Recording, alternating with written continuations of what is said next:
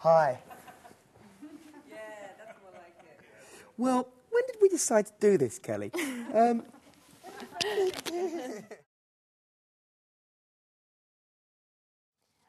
I think doing an accent helps you kind of get into character, but it also is quite restricting as well because you need to find different ways to kind of bring colour to what you're saying, and especially if you have like a long monologue and whatnot, you have to kind of... It is difficult because it's like acting with handcuffs on in a way, because it's another thing you have to think about.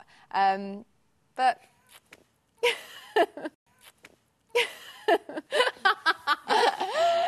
I just mean it's like... That could be the name of your autobiography. Acting with handcuffs. Kelly Brook, acting with handcuffs. I'd buy that. There's no mention of handcuffs once in this. It's rubbish. I was relieved just to get it out the way. Today I feel exhausted. I think all the adrenaline and the build-up and everything, you don't realise how consuming it is. So today... It's like childbirth. Get it out there. Yeah. Yeah, I suppose you could. Energy draining and then... Yeah. It's gone. A bit like childbirth, I guess. But it was a good atmosphere. I mean, you know, the audience seemed to love it, and you just... it was great doing it in front of an audience for the first time because you just felt that you could take your time a bit more and you could really feel the support. And there was a lot of people in last night, you know, very busy for a Monday evening. Yeah, so... And who'd have thought that Katie would have brought that kind of publicity to this show? It's amazing.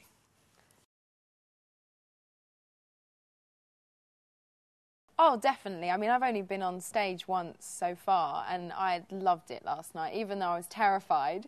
Just to get through it and, you know, come off feeling, you know, that I can do it, which, you know, you always doubt yourself. But I just thought, God, if it's anything like that, I'd happily do this forever. I love it. I can't think of any better job, really.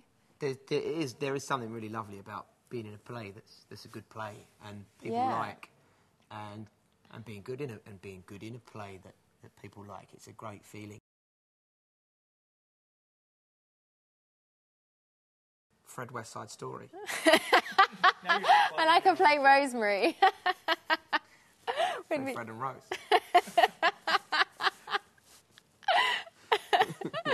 Yeah, watch this space.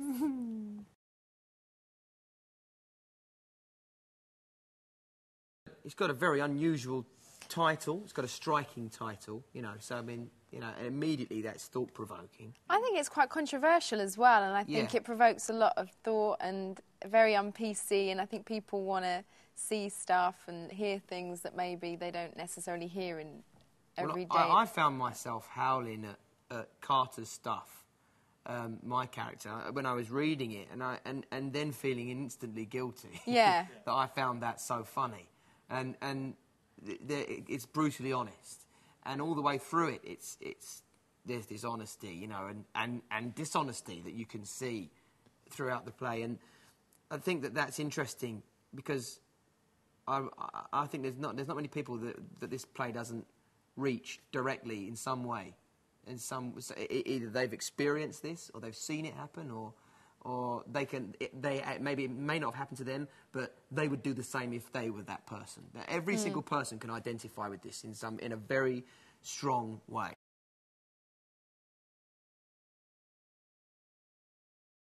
Yeah.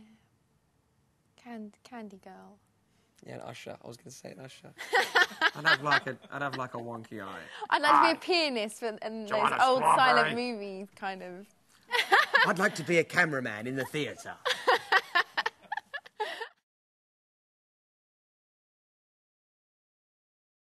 The fat girl.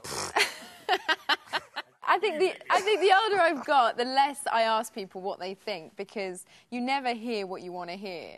So as long as you must get people telling you all the time you're ugly, you're fat. No, but I was talking about relationships. Like if you start a relationship with somebody new, I've never had, you know, people say, oh yeah, they're nice, you know, but there's always something, or there will always be someone that has something negative to say. I do believe that if you base everything on materialistic values and good looks, then you won't be happy. I do believe that, whoever you are.